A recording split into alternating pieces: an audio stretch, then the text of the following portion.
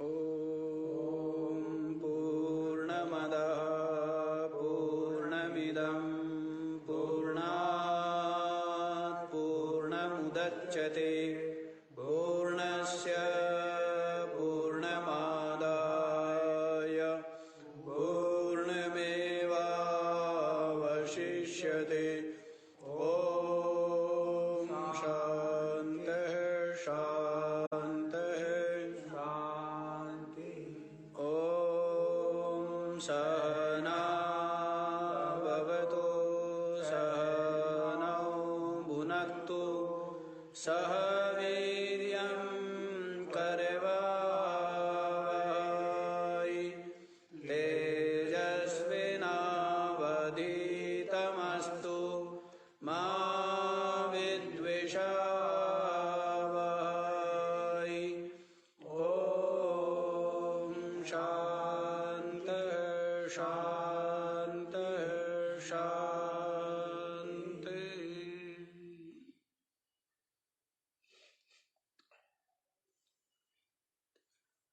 हाँ जी, तो क्या श्रवण कर रहे हैं आप लोग? आप श्रवण कर रहे हैं कि ये जो जीव है स्वरूप से ब्रह्म ही है। स्वरूप से क्या है? ब्रह्म है, नित्य मुक्त है, सच्चिदानंद परमात्मा है। लेकिन अज्ञान आरोप से क्या अपने में कर्तृत्व, भोक्तृत्व, खलत्व और उन्मत्तता, जड़त्व, बद्धत्व, विमुक्तता आदि अपने को कभी कर्ता, कभी भोगता, कभी दुष्ट, कभी उन्मत्त, कभी जड़, कभी बंधा हुआ और कभी विमुक्त कहता है। लेकिन ये सब के सब बुद्धि की बुद्धि में कल्पना है। सबके सब क्या है? बुद्धि की कल्पना मात्र है और मुझ में तो आरोप मात्र है। अन्यथा मैं असंग चिदात्मा नित्य मुक्त हूँ। या जीव रूप को मैं, जीव रूप से मैं ही ये सब मानता हूँ मेरे में। हाँ? जीव रूप से बनके सब बुद्धि में है। अब बुद्धि में मैं पना कर लेना, यही तो जीवपना है। और अब जीवपना क्या है? मैं पना। बुद्धि में अहमता कर लेना, यही क्या है?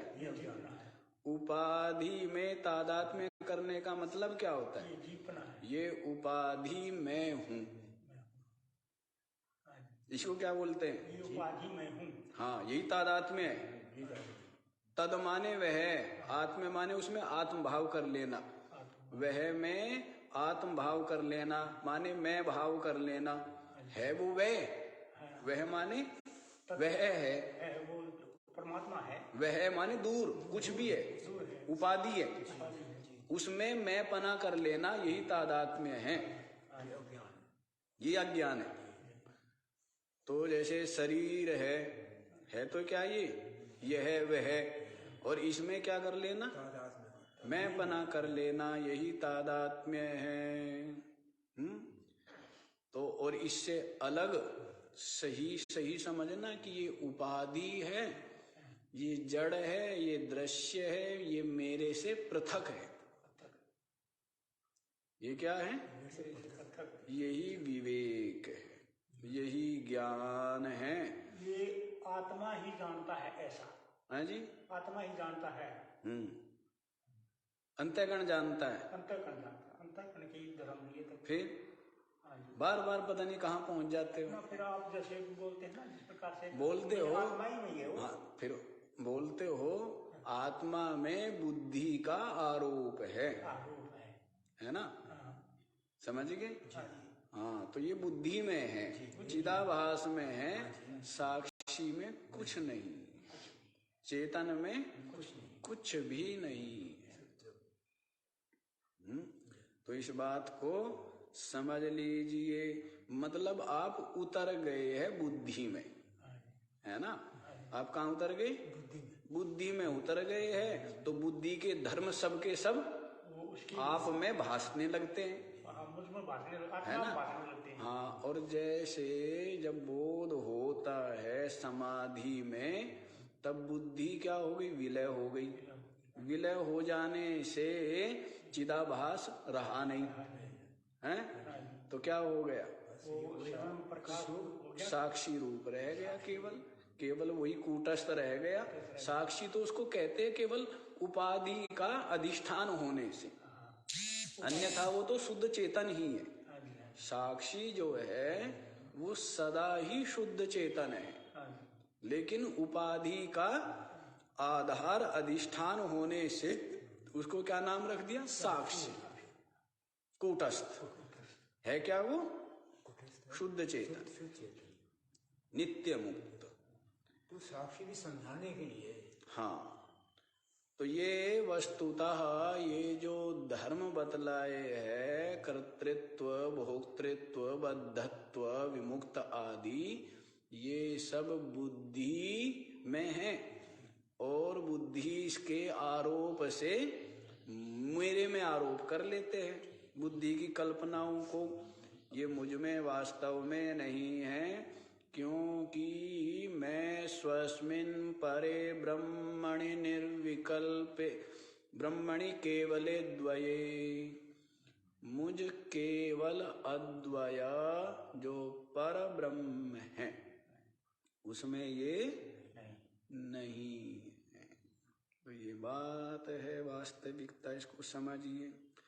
और ये जो विकार है ना प्रकृति के, 10 प्रकार के, 100 प्रकार के, 1000 प्रकार के भले ही हो, मैं असंग चिते है किम, मुझ असंग चिन्ह मात्र को ये छू भी नहीं पाते हैं।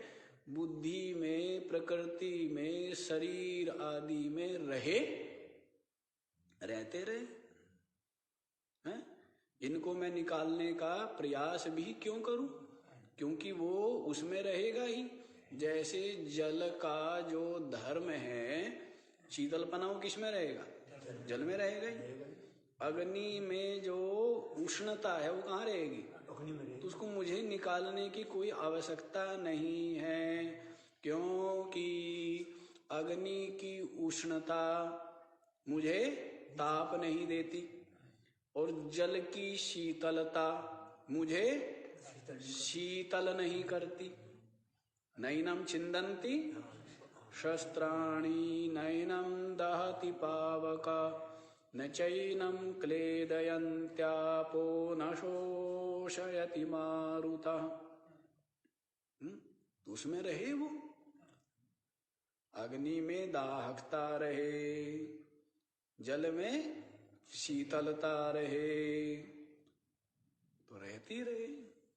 तो मुझ असंग चिते किम, मुझ असंग चिदात्मा को क्या, मैं इनके द्वारा तही न स्पर्शति, इनके द्वारा मेरा स्पर्श नहीं होता है। किस प्रकार से? घना क्वचिदंबरम स्पृशति, क्या कभी बादल आकाश का स्पर्श कर सकते? आकाश को छू सकते? लगते क्या है? यहाँ खड़े हुए हैं तो क्या लग रहे हैं कि आकाश के जो तल है उसको बादलों ने छुआ हुआ है, उसी पर टिके हुए, है ना? ऐसे भासता है ना। बच्चों को क्या लगेगा कि बादल जो है आकाश में रखे हुए, आकाश के ऊपर, आकाश को छुए, छत को छू रखा है इन्होंने। लेकिन वास्तव में क्या है?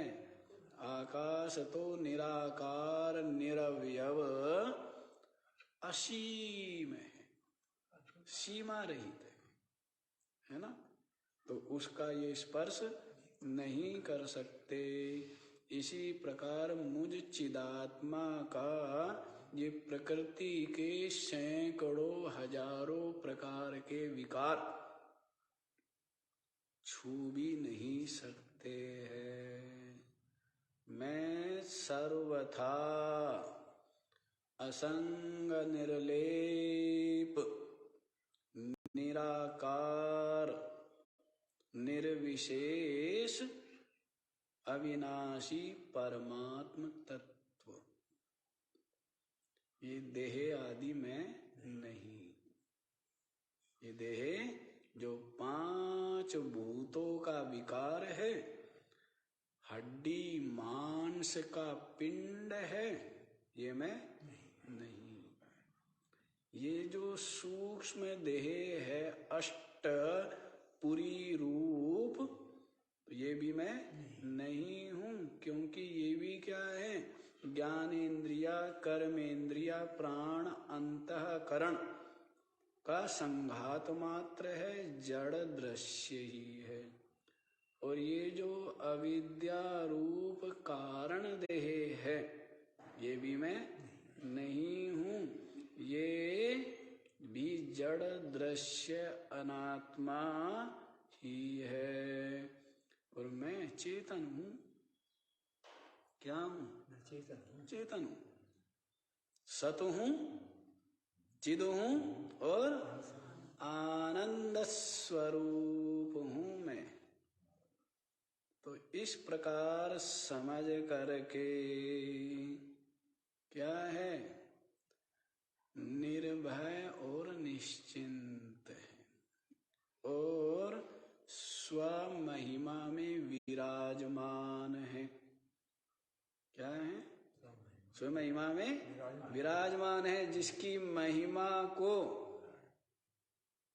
सैकड़ों करोड़ों लोग मिलकर के न बढ़ा सकते न घटा सकते हैं।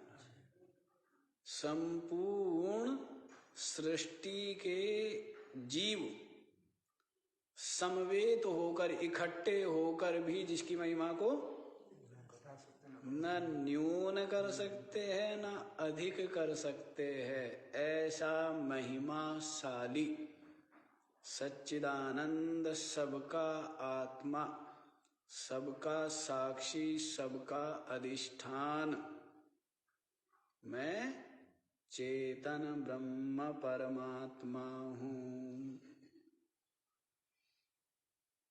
तो ये बात समझी है। अब आप 513वां श्लोक देख लीजिए। अव्यक्तादिस्थूल पर्यन्तमेतद् विश्वं यत्र भासमात्रं प्रतीतम् व्योम प्रख्यं सूक्ष्ममाद्यन्तहीनम् ब्रह्माद्वैतं यत्तदेवाहमस्मि।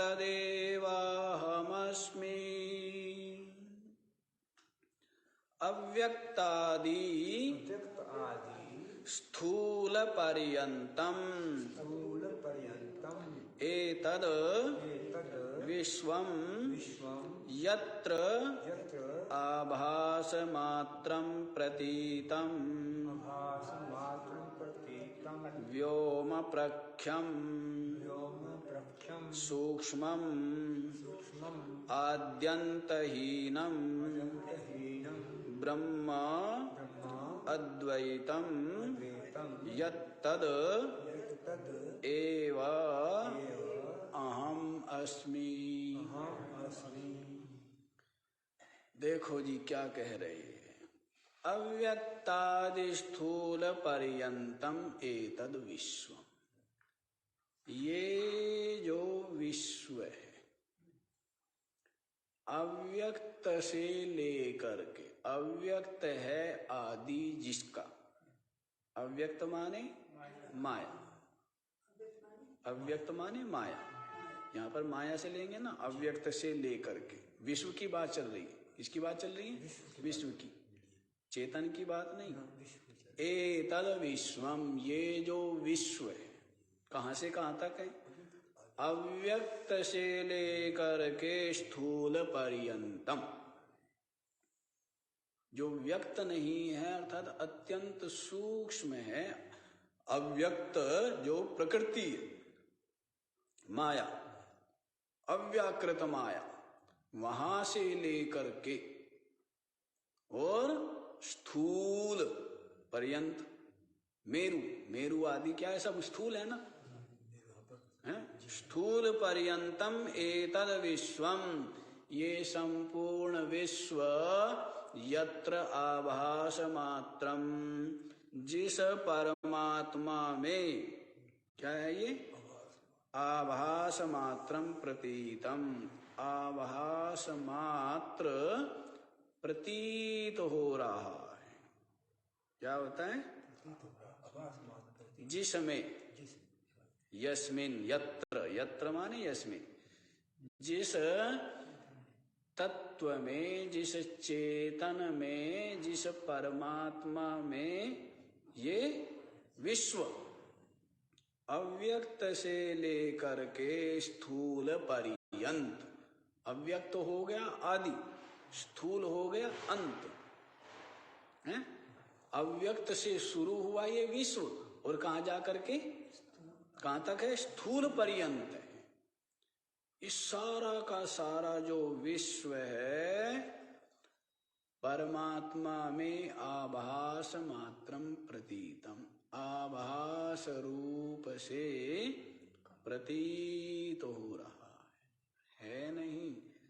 जैसे सीपी में चांदी, भ्रम से क्या होती है? प्रतीत होती है।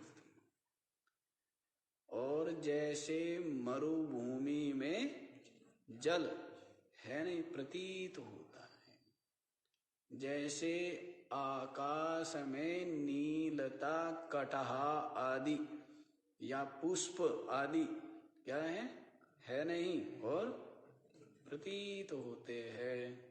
इसी प्रकार से परमात्मा में ये जगत क्या हो रहा है? प्रतीत होता है। कैसे प्रतीत होता है? बुद्धि से। सब कुछ किससे हो रहा है? बुद्धि में। और ये बुद्धि जब विलय हो जाती है तो ये सारा का सारा विश्व विलय हो जाता है ना? क्योंकि बुद्धि में ही ठहरा है, बुद्धि ही इसको देखती है, बुद्धि से ही इसको जानती है, बुद्धि से ही इसका अनुभव होता है।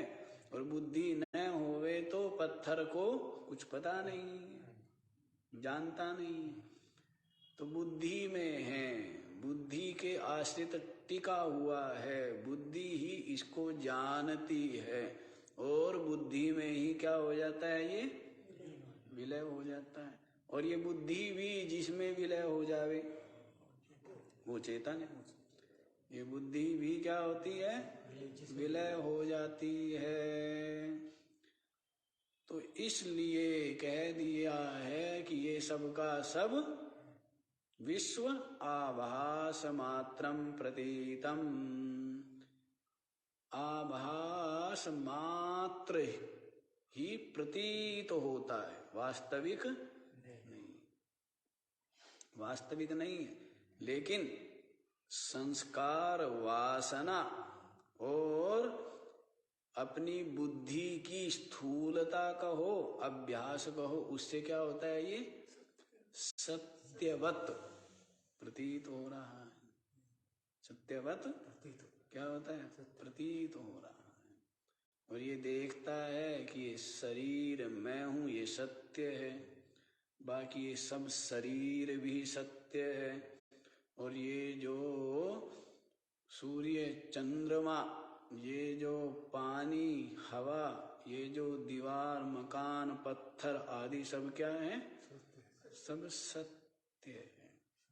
लेकिन इनका सत्यपना तभी तक है जब तक बुद्धि इनको विषय करती है। और जब ये बुद्धि विषय नहीं करती, बुद्धि में विलय हो जाते हैं और बुद्धि स्वयं विलय हो जाती है। इसलिए ये आभास मात्र ही है। लेकिन अभ्यास, संस्कार, वासना, वसाद क्या होते हैं? सत्य रूप में भासते। यत् सत्वाद अम्रसैव भाति सकलम। जिस माया के होने से ये जगत मिथ्या होते हुए भी अम्रसैव क्या लगता है? सत्यवत भासता। रज्जौ यथा अहे भ्रमा। जिस प्रकार से रस्सी में सर्प भ्रम काल में क्या होता है? सबको सत्यवत ही प्रतीत होता है। लेकिन जब प्रबोध होता है तब वो सर्प की सत्ता ही नहीं। इसी प्रकार से ये जगत अज्ञान माया से क्या हो रहा है? सत्यवत प्रतीत होता है। लेकिन बोध हो जाने पर, जगने पर, जैसे स्वप्न काल में क्या रहता है? सत्यवत भासता है और जगते ही मिथ्या हो जाता है। वैसे ही ये संपूर्ण विश्व भी जो अज्ञान काल में सत्यवत प्रतीत हो रहा है, प्रबोध होने पर क्या हो जाता है? मिथ्या हो जाता है। क्या होता है? मिथ्या हो जाता है, विलय हो जाता है। इसी बात को कहते हैं कि ये जो विश्व है, विश्व को बता भी दिया, आदि से अंत तक बता भी दिया है। ये विश्व अव्यक्त से स्थूल तक। ये सच्चिदानंद जी जो है ना, हमारी भाषा भी खराब कराएंगे। स्थूल, स्थूल, हरियाणा में बोलेंगे ना, सकूल, और इधर बोल देंगे यूपी में स्कूल। क्या कहेंगे? स्कूल। उधर हरियाणा में कहेंगे सीधा ही सकूल, और वास्तव में क्या है? स्कूल है। तो वैसे ही न तो ये स्थूल है न स्थूल है, ये क्या है? स्थूल। हाँ, तो अव्यक्त से स्थूल पर्यंत ये विश्व क्या है? आभास मात्र प्रतीतम। ऐसा जिसमें, जिस तत्व में, जिस अधिष्ठान में, जिस चेतन परमात्मा में ये भास रहा है, अब वो कैसा है? व्योम प्रख्यम। क्या है? आकाश के समान है। क्या है?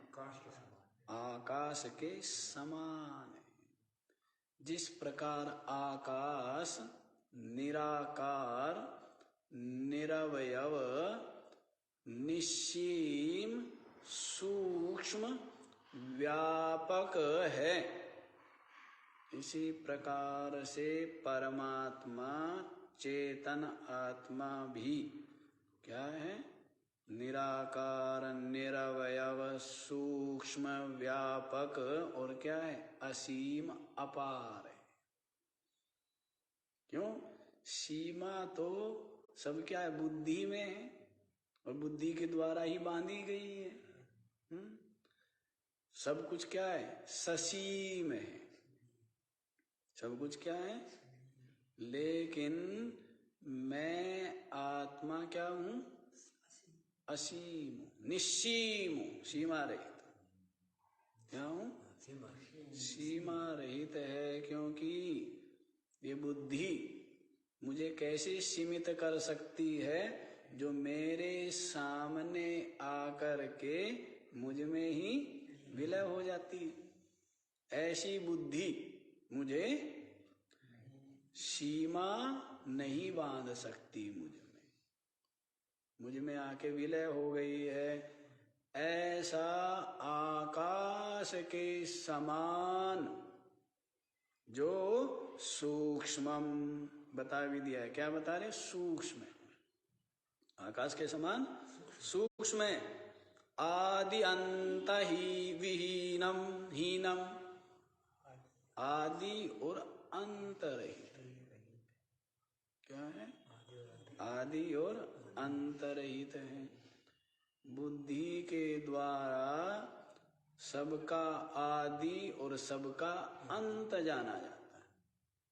किसके द्वारा जाना जाता है? बुद्धि के द्वारा है। किसी की अनुमान की जाती है, किसी की कल्पना की जाती है, सब बुद्धि के द्वारा। लेकिन बारंबार क्या कहे, ये बुद्धि अपने सामने आकर के तो घुल जाती है। जैसे नमक की बुढ़िया, नमक की गुड़िया कहो, बुढ़िया कहो, और क्या की समुद्र की गहराई नापने के लिए उसमें उतर गई। क्या होती है? उसमें ही घुल जाती है। क्या होती है? उसमें घुल जाती है। इसी प्रकार से यह जो बुद्धि है, ये था लेने के लिए उतरती है, परमात्मा की था लेने के लिए उतरती है। और होता क्या है? उसी में जाकर के घुल जाती है। क्या होती है? उसमें घुल जाती है। इसका पृथक अस्तित्व सत्ता रहता ही नहीं है। तो इसलिए मेरे आदि को और मेरे अंत को कोई जानता नहीं है, क्योंकि मैं आदि और अंत रहित हूं, अविनाशी हूं ना। कभी मेरा आरंभ नहीं हुआ और कभी मेरा अंत नहीं होता है। मैं सदा से हूं, और ये सदा भी मुझ में कल्पित है। सदा जो देश को लेके, काल को लेकर के कहा जा रहा है ना, सदा, ये काल भी क्या है? ये काल भी मुझ में कल्पित है। मुझ अद्वितीय केवल सच्चिदानंद ब्रह्म से भिन्न अन्य की सत्ता नहीं है। तो ये जो काल है ना,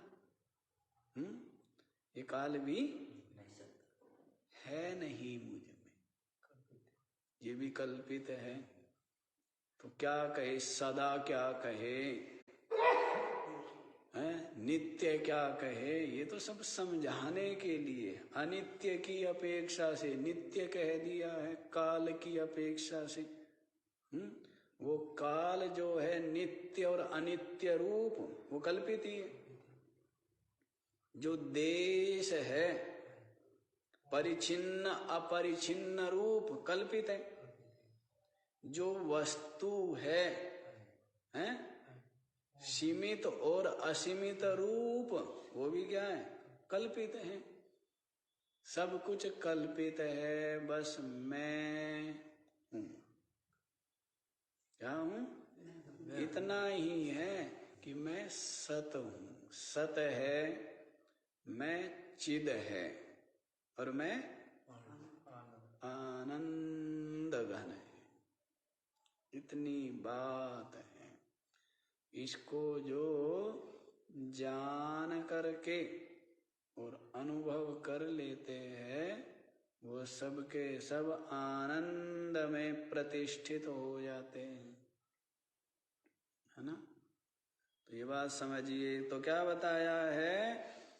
जिस परमात्मा में ये विश्व भास रहा है, वो परमात्मा आकाश के समान सूक्ष्म है और आदि अंत हीन है, रहित है। ऐसा जो ब्रह्म अद्वैतम, वो क्या है? ब्रह्म अद्वैत है। यत्तद, यत माने जो, तद माने वह, जो वह ब्रह्म अद्वैत ब्रह्म है। अहम अस्मि, तद तदेव अहम अस्मि, वह ही मैं हूं। वह क्या है? वह ब्रह्म ही मैं हूं। इस प्रकार से समझ आ रही है बात? हाँ, सो हम कहे यत तदेव अहम अस्मि। यत माने जो कैसा है? जिसमें ये विश्व प्रतीत हो रहा है, जो आकाश के समान सूक्ष्म और आदि अंत रहित है, जो अद्वैत ब्रह्म है, तद माने वह ही अहम अस्मि, वह मैं हूं। इस प्रकार से क्या है? साधक को अनुभव है। इस प्रकार से उसने अनुभूति कर ली है और अद्वैत में, केवल में प्रतिष्ठित हो गया है। क्योंकि ये जो द्वैत है यही क्या है? भय रूप है। जब आप सो जाते हो तो हर्ष विषाद से रहित होकर आनंद में रहते हैं। वैसे ही ये चतुर्थ जो अवस्था है, तुरीय अवस्था, बोध की अवस्था, उसमें भी क्या होता है? ये जो विश्व है क्या हो जाता है? उसमें भी अदृश्य हो जाता है, विलय हो जाता है। जैसे सुषुप्ति में, जैसे सुषुप्ति में ये विलय हो गया, अद्वैत रूप हो गया, तो आप सुख रूप है ना। लेकिन बस आप अपनी महिमा को नहीं जानते। सुषुप्ति में अपनी महिमा को नहीं जानते कि मैं सत, मैं चिद और आनंद रूप मैं हूं, आप नहीं जानते। और जब आपने जान लिया तब ये चतुर्थ अवस्था उसको कहते हैं, तुरीय अवस्था। जागृत अवस्था भी अज्ञान रूपा, स्वप्न अवस्था भी अज्ञान रूपा, और सुषुप्ति अवस्था भी क्या है? अज्ञान रूपा है। जो ज्ञान रूपा अवस्था है वो क्या है? चौथी अवस्था, तुरीय अवस्था। वो क्या है? वो यही है कि मैं आत्मा, मैं सच्चिदानंद ब्रह्म हूं। ये जो बोध अनुभूति जब है तब आप कहाँ हैं? आत्मा में। तब आप ब्रह्मलोक में। कहाँ हूं? वैकुंठ लोक में विराजमान। बाहर जो वैकुंठ है उसकी सीमा भी है, वो दृश्य है, वो जड़ है, उसमें जाया जाता है, वहां से लौटना पड़ता है। और वहां पर क्या है? द्वैत है, भेद है। और वहां पर क्या है?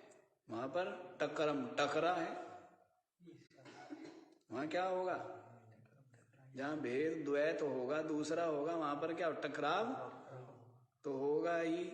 और जहां एक नारायण है, एक अकेला, तो वहां पर कोई टकराव है क्या? तो वैसे ही जो यही वैकुंठ है, मैं आत्मा सच्चिदानंद ब्रह्म हूं, यही क्या है? यही तुरीयावस्था है, यही मोक्ष पद है, यही वैकुंठ है, यही ब्रह्मलोक है, यही परमात्म प्राप्ति है। तो इस बात को अनुभव कीजिए, वह जो ब्रह्म है, तदेवाहमस्मि, वह ऐसा जो ब्रह्म है वह मैं। तो ये बता दिया आपको 513वें श्लोक में। अब 514वां श्लोक भी देख लीजिए। सर्वाधारं सर्ववस्तु प्रकाशम् सर्वाकारं सर्वगं सर्वशून्यं नित्यं शुद्धं निश्चलं निर्विकल्पं ब्रह्माद्वैतं यत्तदेवाहमस्मि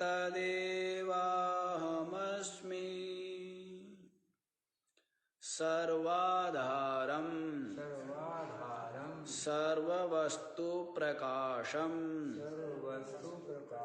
सर्वाकारं सर्वगं सर्वशून्यं नित्यं शुद्धं निश्चलं निर्विकल्पं ब्रह्म अद्वैतं यत्तद् एव अहम अस्मि। सर्वाकारम, यत माने जो, यत माने जो, जो परमात्मा, जो अद्वैत ब्रह्म, क्या है जो द्वैत रहित जो ब्रह्म है, वो क्या है? सर्वाधारम, सबका आधार है। सब जिसमें अध्यस्त है और जो क्या है? सबका आधार है, सबका अधिष्ठान है, सबको आश्रय दिया हुआ है। जैसे सारे चित्र दीवार पर बने हुए हैं, उन हाथी घोड़े सिंह, उन सब का आधार क्या है? वो दीवार ही है ना। वो दीवार हटा ले तो सब कहाँ रहेंगे? जैसे अब आप सबके शरीर का आधार क्या है? पृथ्वी। आप सबों के शरीर कहाँ टिके हुए? कहाँ खड़े हैं? कहाँ बैठे हैं? कहाँ लेटे हैं? कहाँ चलते हैं? है ना? पृथ्वी के ऊपर ना। पार्थिव शरीर कहाँ टिके हुए? पृथ्वी। ये पृथ्वी कहाँ टिकी हुई है? ये जल कहाँ ठहरा हुआ है? अग्नि। ये अग्नि कहाँ टिकी है? ये वायु कहाँ टिकी है? ये आकाश कहाँ पर टिका है? अहंकार। और अहंकार कहाँ टिका है? और ये महातत्व कहाँ टिका हुआ है? हाँ, माया। और ये माया कहाँ टिकी है? मुझ में कल्पित है। मुझ ब्रह्म में कल्पित है। इस प्रकार से क्या हुआ? सबका आधार कौन हो गया? सर्वाधारम। सबका आधार कौन हुआ? मैं हुआ ना। सबका आधार मैं हुआ तो कह दिया सर्वाधारम सर्ववस्तु प्रकाशम। अब ये जो सबका आधार मैं हूं, सब मुझ में टिके हैं, सब मुझ में कल्पित है, लेकिन उनको जो जानता है, उनको जो जानना, वो भी कौन जानता है? सबको प्रकाशित कौन कर रहा है? सब मुझ से प्रकाशित है। इसलिए कह दिया सर्व वस्तु प्रकाशम। समस्त वस्तुओं को प्रकाशित करने वाला। सब वस्तुओं को क्या करता हूं? प्रकाशित करता हूं मैं। अंतःकरण को साथ लेकर सबको जानना है। किसके द्वारा हो रहा है? है ना? लेकिन अंतःकरण में जो जानने का सामर्थ्य है वो किससे है? है ना? मुझसे है ना।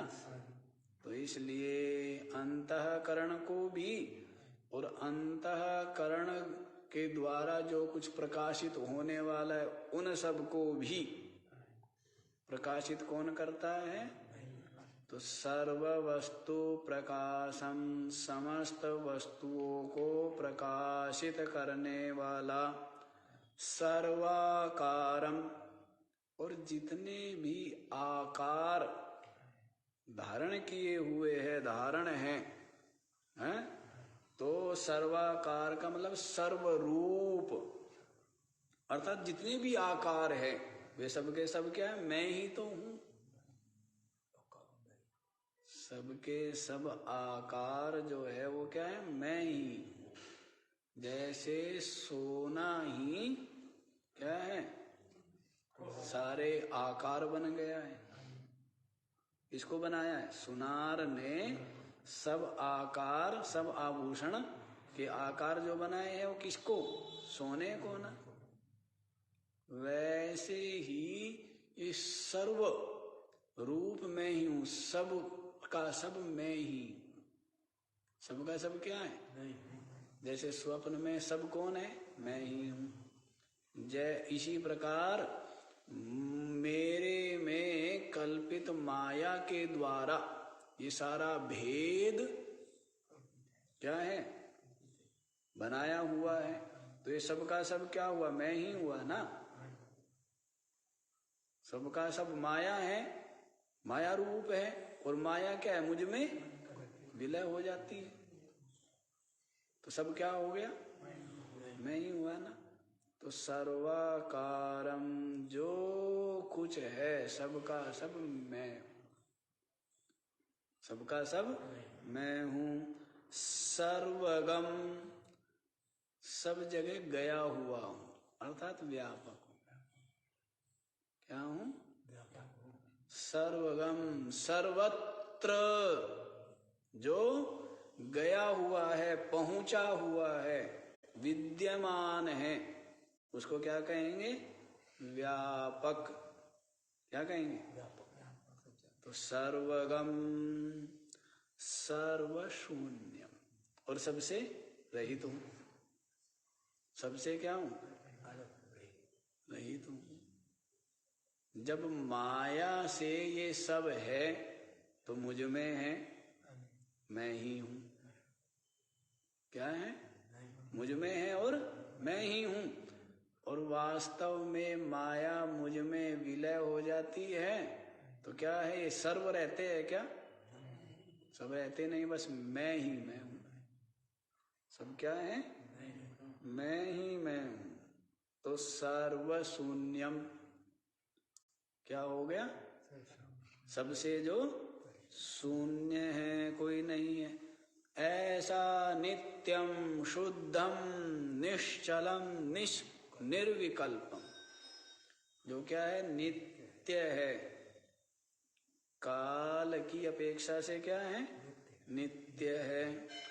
शुद्धम, और जड़ दृश्य की अपेक्षा से क्या है, विशुद्ध है। निश्चलम, और चल की अपेक्षा से क्या है, अचल है। और निर्विकल्पम, समस्त विकल्पों की अपेक्षा से क्या है, निर्विकल्प है। अन्यथा तो बस मैं हूं। अन्यथा क्या है, अविनाशी मैं हूं, मैं ब्रह्म हूं ये कह दीजिए, या मैं सत हूं ये कह दीजिए। क्या हूं, बाकी सब असद है और मैं सत हूं। बाकी सब जड़ है, केवल मैं चेतन हूं। बाकी सब क्या है, नाशवान दुख रूप है, और मैं क्या हूं, आनंद स्वरूप। मैं आनंद स्वरूप हूं। तो इस प्रकार से नित्यम शुद्धम निश्चलम निर्विकल्पम, नित्य शुद्ध निश्चल और निर्विकल्प मैं हूं, ऐसा यत्तद अद्वैतम ब्रह्मा, जो ऐसा अद्वैत ब्रह्म है, तदेव वह ही अहमस्मि। वह क्या है? वह मैं हूं। वह अद्वैत निश्चल निर्विकल्प नित्य शुद्ध जो ब्रह्म है, वो क्या है? वो मैं हूं। वह है मैं। अब बताइए, क्या बताइए? जितना बताइए। ये तो बताना का मतलब क्या है? तो आनंद, आनंद का क्या है? प्रकटीकरण मात्र है। प्रकट किया जा सकता है क्या? इस आनंद को बखान किया जा सकता है? अन्य किसी प्रकार से इसका प्रदर्शन किया जा, अभिव्यक्त किया जा सकता है? नहीं किया जा सकता है। बस एक मस्ती में कह रहा है, लेकिन कभी तक कहता रहे। कहा है ना कि तदपि तव गुणानामीश पारम न याति। शुरू में बता दिया है, महिम न पारम ते परम विदुषो यद्य सदृशी स्तुतिर्ब्रह्मादीना मपि तदवसन्नास्त्वयि गिरा अथवाच्य सर्व स्वमति परिणामावधिगृह्णन् ममाप्येष स्तोत्रे हरनिरपवादः परिकरः। ये क्या है? शिव महिम्ना स्तोत्र का प्रथम श्लोक है। ते महिम्ना पारम, आपकी जो महिमा है ना, उसका पार कौन है? शिव। शिवम अद्वैतम यत्तद ब्रह्मा तदेव अहमस्मि। वह जो शिव अद्वैत ब्रह्म है, वह मैं हूं। तो उसी ब्रह्म की क्या कर रहे हैं? स्तुति कर रहे हैं।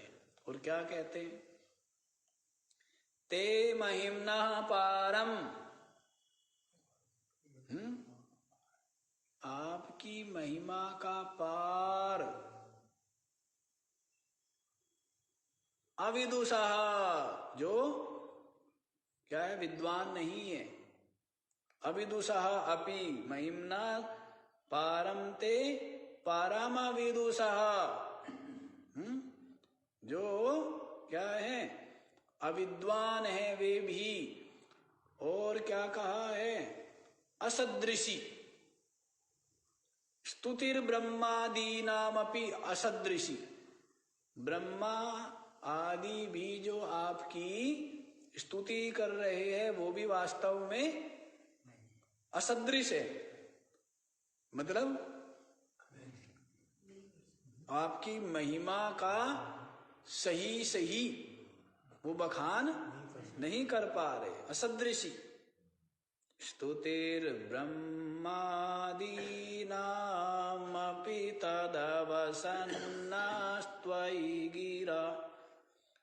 वो भी आपकी महिमा का कथन नहीं करते, फिर भी आपकी महिमा का गान करते हैं। वैसे ही मैं भी कर रहा हूं।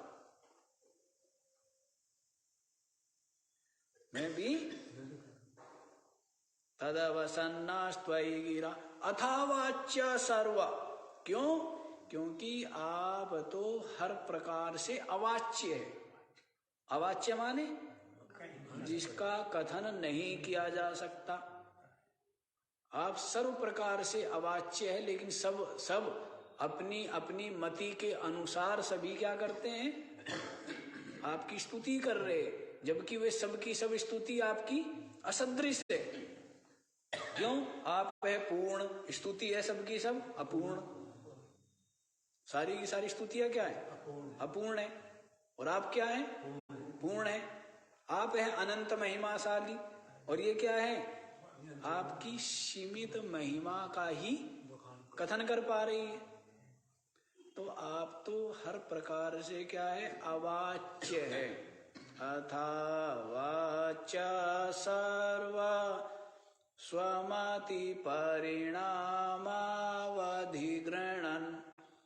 लेकिन अपनी अपनी बुद्धि के अनुसार सभी लोग आपकी स्तुति कथन करते ही हैं। ममाप्येष स्तोत्रे, वो पुष्पदंत जिसने ये स्तोत्र लिखा है, गाया है, तो वो कहते हैं कि मेरा जो ये स्तोत्र है ना, ये भी अपवाद नहीं है। मतलब ये भी सीमित ही है, ये भी आपकी महिमा का पूर्ण रूप से कथन नहीं कर सकता। लेकिन जब वे नहीं रुक पा रहे हैं, ब्रह्मा विष्णु आदि, तो मैं कैसे रुक सकता हूं? मैं भी अपनी बुद्धि के अनुसार आपकी महिमा को गाऊंगा। तो वैसे ही मुझ अद्वैत ब्रह्म जो नित्य शुद्ध निश्चल निर्विकल्प है, वो है ब्रह्म मैं हूं, तदेव अहमस्मि, वह ब्रह्म मैं हूं। तो मेरा कथन नहीं किया जा सकता। फिर भी सब कहते हैं, फिर भी क्या है? अपनी अपनी मति के अनुसार सब कह ही रहे हैं। और कहने का फल क्या है? कहने का फल है कि देखो जी, आप रगड़ोगे तो आपकी बुद्धि साफ होगी ना। आप रगड़ोगे तो आपकी बुद्धि साफ होगी। तो ये आपको देखना है। स्तुति करने का फल क्या है? आपकी बुद्धि निर्मल होगी। आप में से जो दुर्गंध आ रही थी, वो दूसरों को पीड़ा दे रही थी या नहीं दे रही थी पता नहीं, लेकिन आपको तो पीड़ा। तो आपकी बुद्धि की मलिनता क्या होती है? आपके लिए ही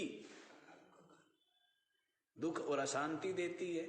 और आपकी बुद्धि निर्मल हो जाए तो अपने साफ कपड़े, अपना साफ घर, अपना साफ शरीर अपने को ही आनंद देता है।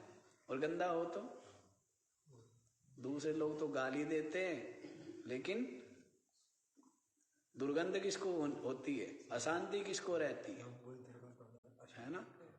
तो वैसे ही है, भगवान की स्तुति कर करके साधक लोग, जिज्ञासु लोग, भगवान पर तो कोई अंतर नहीं आता है।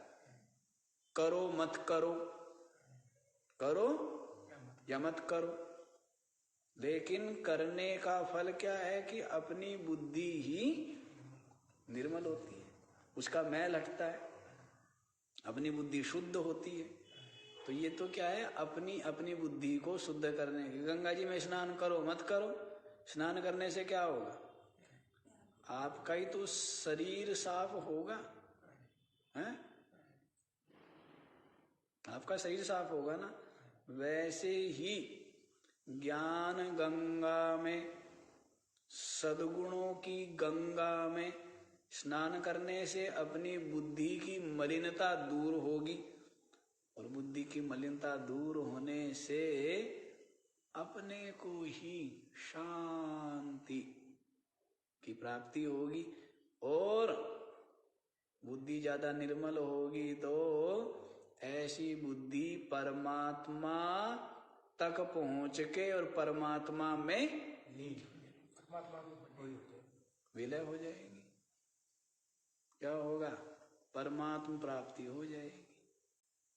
क्या होगा? परमात्म प्राप्ति।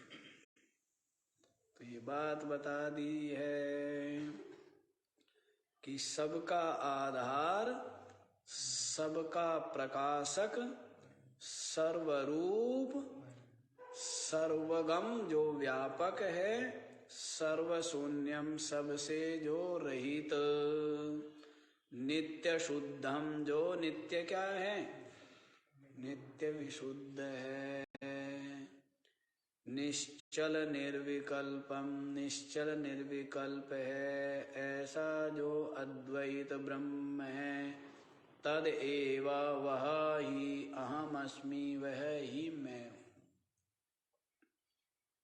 वही क्या है, वही। तो इस प्रकार से आनंद में प्रतिष्ठ परमात्म रूप हो गया।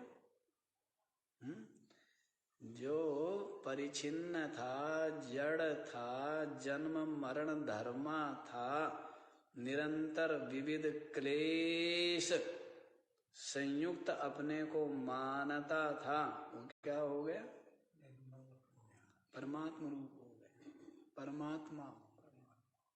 आप परमात्मा है, लेकिन अज्ञान से जीव हो जाते हैं और अधिक उस अज्ञानता के ठोस होने से क्या हो जाते हैं, कर्ता भोक्ता हो जाते हैं, और अधिक उसके ठोस होने से क्या हो जाते हैं, अंधे बहरे हो जाते हैं, और अधिक इस अज्ञान के दृढ़ होने से क्या हो जाते हैं, शरीर हो जाते हैं। किससे हुए सब, अज्ञान से हैं? धूल चढ़ती गई चढ़ती गई चढ़ती गई चढ़ती गई, क्या हो गए हैं, बिल्कुल मलिन हो गए।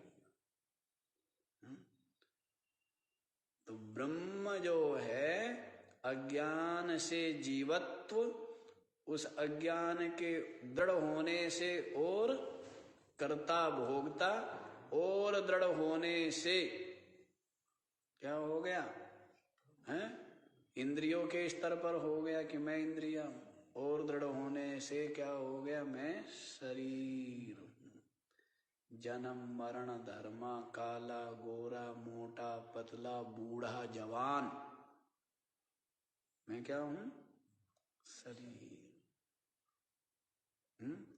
और फिर क्या है, फिर शरीर के लिए और मन की इच्छाओं की पूर्ति के लिए और लगा रहता है। क्या करता है, जो असीम था, अपार था, अनंत महिमाशाली था, जैसे राजा का पुत्र, जैसे कोई राजा का पुत्र है, खो गया बेचारा, भटक गया। राजा का पुत्र था तो कितना संपन्न था, कितने दास दासियां उसका रख रखाव सेवा करने वाले थे, लेकिन क्या हुआ, मेले में खो गया और भूल गया इस बात को कि मैं राजा का पुत्र हूं। फिर क्या करता है, अब बिल्कुल निर्धन है, कंगाल है, और पेट भरने के लिए भी किसी दुकान पर चाकरी करना पड़ता है, कुछ ना कुछ काम करना पड़ेगा पेट भरने के लिए। और फिर कोई उसको बता दे, अरे तू क्या कर रहा है, तू क्या है, राजा का पुत्र है, ले जा करके राजा से मिला दे कि लो महाराज ये रहा आपका पुत्र। तो वैसे ही ये है तो ब्रह्म बन गया जीव, और सदगुरु क्या करते हैं, इसको बता देते हैं कि तू जीव नहीं है, तू क्या है, तू ब्रह्म है, तू ब्रह्म है, बता देते हैं। ये अनुभव कर लेता है विचार के द्वारा, मनन के द्वारा, और फिर क्या हो जाता है, ब्रह्म ही है, ब्रह्म ही था, जीवपना तो आरोप मात्र है, जीवपना क्या है? अज्ञान से स्व में आरोप मात्र है। वास्तविक ब्रह्म ही, वास्तविक में क्या है? ब्रह्म ही है, नित्य मुक्त ही है। जो जो इस बात को जाने वे परमात्मा रूप हो जाते हैं, और जो नहीं जानते हैं वे इस अज्ञान के संसार में निरंतर जन्म और मृत्यु को अनुभव करते रहते हैं। कब तक? जब तक नहीं जानेंगे, जब तक नहीं जगेंगे, जब तक अज्ञान निद्रा में ये जगत स्वप्न देखते रहेंगे, तब तक जन्म मरण विविध क्लेशों को अनुभव करते रहेंगे।